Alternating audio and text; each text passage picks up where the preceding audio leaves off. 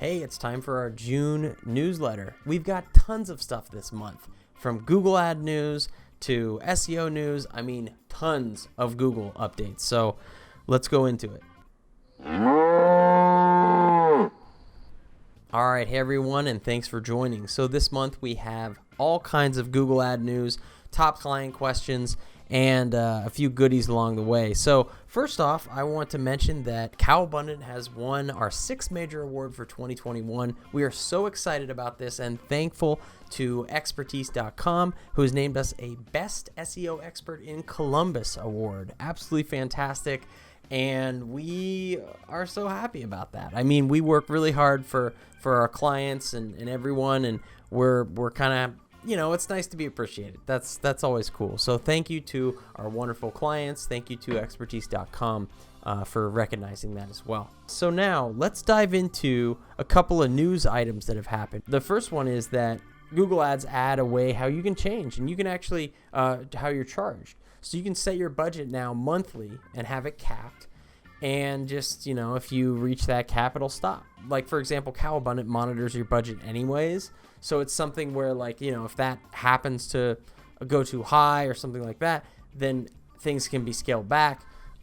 It's never perfect. This way, you're definitely able to, like, cap it if you absolutely have a hard number in mind. Another big change is Customer Match. Customer Match is finally coming to everyone, which is a big deal because in the past, Customer Match was only available if you spent $50,000 or more in your ad spend. So now they're opening up to everybody, which is a big deal. Customer Match means you can upload first-party data or data you get from your website, you know, or customer lists to Google, and then they'll match those audiences, and then you can retarget those people. You need at least 1,000 people to be matched for audience to work.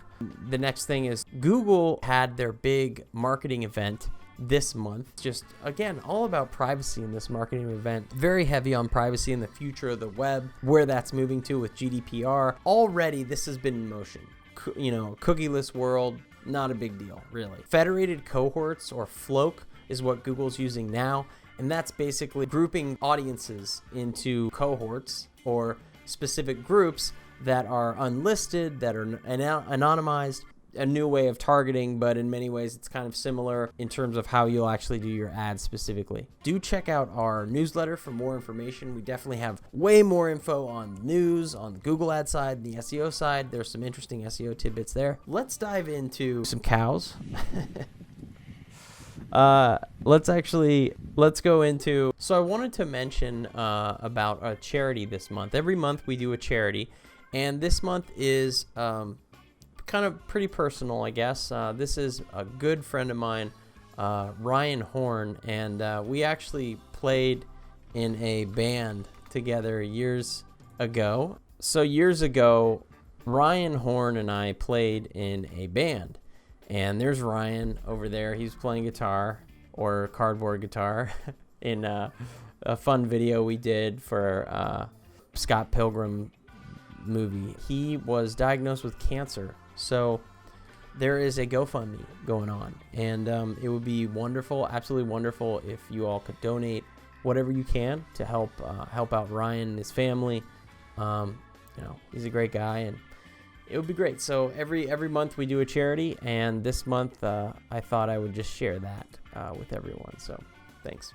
Top client questions. So this month we had a whole bunch of questions. The first one is, what's Facebook Business Manager? How can I add a person? Check out our newsletter for how to add a person, but Facebook Business Manager is basically a way for businesses to use a more advanced system of Facebook to add users, to get more information on ads, also using the Google Pixel. So there's ad customizations there. It's for advertising agencies or businesses who have multiple users that want more control in their business accounts. So it's a learning curve for sure.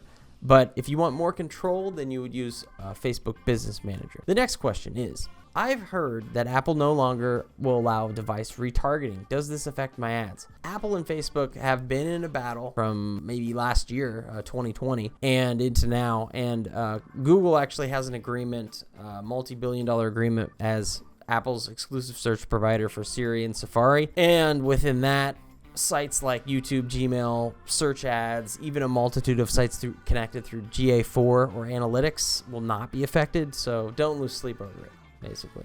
Content is king still. So I want everyone to double down on content. Double down on content. That's really what's important moving forward. So we want everyone to be sure that you're doubling down on content, meaning you're really being aggressive with your newsletter. You're trying to get more people engaged in that. Speaking of which, share this newsletter, share this stuff online on Twitter, because that helps. Doing blog articles about stuff is very important. And if you can do calendar posts and schedule those out, which Cowabundant actually helps people create calendar posts each month, create more content for your business. So that definitely helps. Having a video strategy is really important. If you have any questions on that, contact Cowabundant. Next question. I see high bounce rates from certain sites in analytics. Should I block these? Are they spam? It's actually not spammers when they are in analytics. It's actual people, because spam bots generally can't read JavaScript, so they're out of the picture. This means that if you have 100% bounce rates, they are actual people. Now, they could be like spam farms or something like that. And if the results don't align with your values and what you want to see, then yeah, remove it. It's fine. You can use a filter in Google Analytics to block them. And the next question, should I remove my COVID update on my website? It seems like COVID is about done, maybe. So hopefully yes. And basically what that means is the update on your site can be removed if you want to. Yes, and it will not affect your SEO. It's totally fine to remove that if you don't need that anymore. By all means, that's okay. Number 5, does Google do new algorithms monthly, quarterly? So this is a very interesting and good question. Google has said they do 10 plus search updates every day. Core updates come every few months or quarterly, and major updates 2 years or so. It's not hard and fast rules, but that's what we've seen. Consult your SEO pro if you have more questions on that. Number 6, how should I optimize my 15 or 30 second YouTube ads? Are people able to click the video? So yeah, YouTube ads are all about exposure and awareness versus clicks generally. Video ads will drive far less clicks compared to display advertising, for example, but you can use video as a very powerful way to get brand awareness out there. Optimize your videos by having the core info in the first 5 seconds, like contact info, sale info, or stunning visuals first. And then many people may only see 5 to 10 seconds and then stop. So be quick on it and drive it home. People can click on a link you decide as well when you're using an ad. So good stuff. The last question is, can you improve my SEO? I use a site builder like the one from Wix or Godaddy and have a basic website. Site builders are great to get things started for your business. When you first begin, it's good to have a website up quickly, and they look decent enough when you start those out. If you're asking this question about SEO, might be time to upgrade your website to a WordPress site, something more powerful. So site builders are pretty terrible for SEO actually. They don't really allow that much customization or custom code. There's not really an ability for site tracking or button click tracking, which is a bummer and sucks.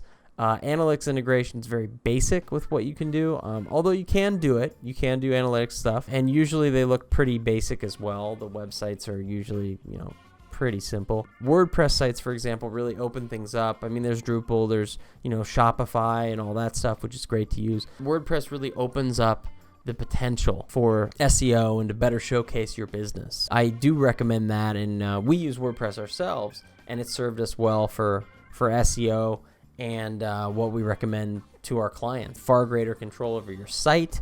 It gives more control over the back end stuff. You can definitely improve your SEO rankings and build a stronger foundation to help you grow farther. So if that's something you're interested in, just contact us, Cowabundant. We'll help you out. Thanks everyone for watching. I hope this was informative. I hope that you found value in this. If you did, please leave a comment below. Please like and subscribe. That definitely helps the channel. And maybe share this around to, whoever might find it interesting in your organization. So thanks everybody, and be safe, be well. Bye-bye.